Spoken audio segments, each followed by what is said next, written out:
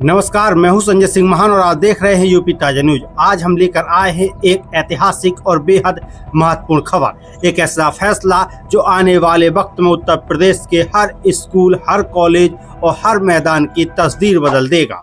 जी हां, Allahabad high court ने साफ कहा है कि शैक्षणिक संस्थानों की भूमि और खेल के मैदानों का उपयोग अब किसी भी वाणिज्यिक गतिविधि जैसे मेला, प्रदर्शनी या बिक्री के लिए नहीं किया जा सकता।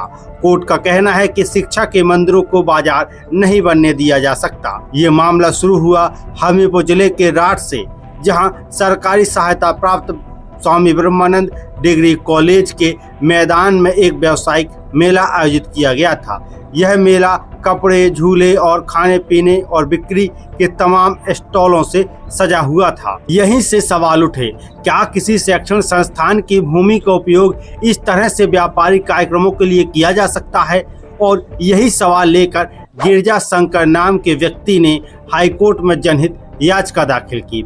मुख्य न्यायाधीश अनूप हंसाली और न्यायमूर्ति क्षितिज शैलेंद्र की खंडपीठ ने इस याचिका पर सुनवाई करते हुए एक सख्त और ऐतिहासिक आदेश दिया कि सरकार 1 माह के भीतर ऐसा सर्कुलर जारी करे जिससे पूरे प्रदेश के किसी भी शैक्षणिक संस्थान की भूमि या मैदान का गैर शैक्षणिक उपयोग पूरी तरह से प्रतिबंधित किया जाए।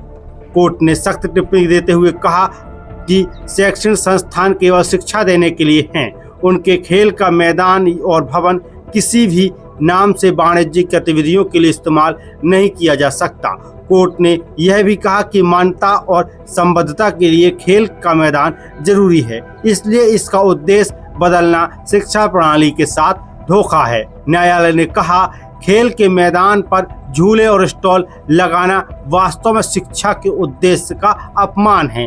राज्य सरकार का जवाब और कोर्ट की प्रतिक्रिया की अगर हम बात करें, सरकार की ओर से दलील दी गई कि एसडीएम राठ ने मेला लगाने की अनुमति अनजाने में दे दी थी, लेकिन कोर्ट ने कहा यह बहाना नहीं चल सकता। कोर्ट ने पाया कि एसडीएम ने 2011 में जिस सरकारी आदेश का हवाला दिया वह केवल रैलियों और विरोध प्रदर्शनों से संबंधित था, न कि मेला या प्रदर्शनी से।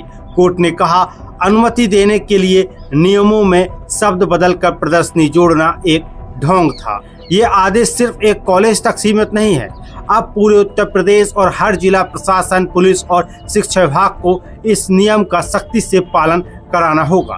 कोर्ट ने कहा, शैक्षणिक संपत्तियां जनता की धरोहर हैं। इसका दुरुपयोग करना जनता के विश्वास के साथ विश्वासघात है। अब कोई भी स्कूल या कॉलेज अपनी भूमि को व्यापारिक कार्यक्रम, राजनीतिक रैलियों या व्यापारिक मेले के लिए नहीं दे सकता।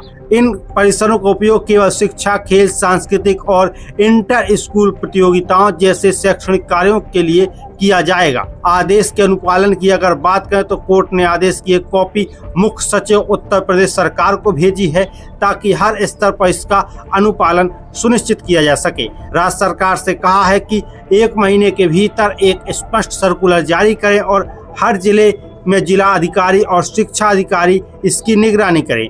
वही जनता और शिक्षाविदों की प्रतिक्रिया की बात करें तो शिक्षाविदों का कहना है कि यह फैसला शिक्षा के माहौल को शुद्ध करने की दिशा में बड़ा कदम है।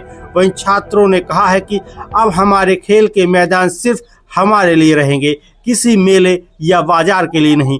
वहीं कई अभिभावकों ने कहा है कि स्कूल अब फिर से शिक्षा का केंद्र बनेंगे, जहां बच्चों का भविष्य तैयार होगा, न कि व्यवसाय।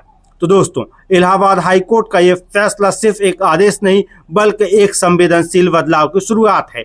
अब समय है कि हम सभी यह समझें, शिक्षा के स्थान व्यापार के मैदान नहीं बन सकते।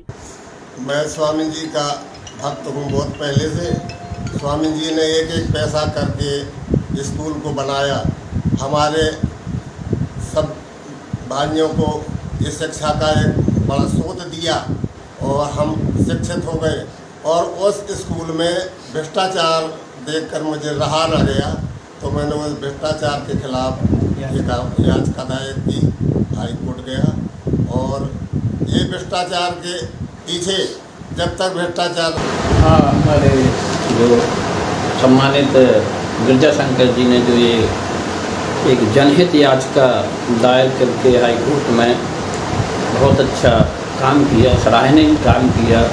और माननीय न्यायालय ने भी बहुत अच्छा निर्णय दिया, क्योंकि हम अक्सर देखते हैं कि आप लाठ तो खैर ठीक है, प्रदेश के जितने भी कॉलेज हैं उन कॉलेजों के जो प्रबंधक हैं या अध्यक्ष हैं, उन्होंने इन संस्थाओं को, जो एडेड विद्यालय हैं, अपनी एक निजी संपत्ति मान के चल रहे हैं। जबकि जिनने विद्यालय के खड़ा किया है, जिन्होंने एक पैसा इकट्ठा करके जिन लोगों ने इस विद्यालयों को खड़ा किया, उनके परिवारजनों को कहीं कोई अहमियत नहीं दी जा रही है। बहुत से विद्यालय तो हमने ऐसे देखे कि अपने परिसर में ही उन्होंने एक व्यापारिक कॉम्प्लेक्स बना करके एक आमदनी का जरिया बना रखा है, और उस आमदनी के जरिए का कोई हिसाब ही नहीं है।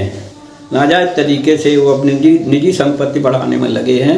तो ये बहुत, न्यायालय ने बहुत अच्छा स्टेप लिया, और हम अपने जो गिरजा शंकर जी हैं बहुत बहुत उनको धन्यवाद देते हैं कि उन्होंने आखिरकार एक अपनी मुहिम इन संस्थाओं के खिलाफ, जो गलत कार्य हो रहे हैं उनके खिलाफ। आप क्या सोचते हैं इस फैसले के बारे में?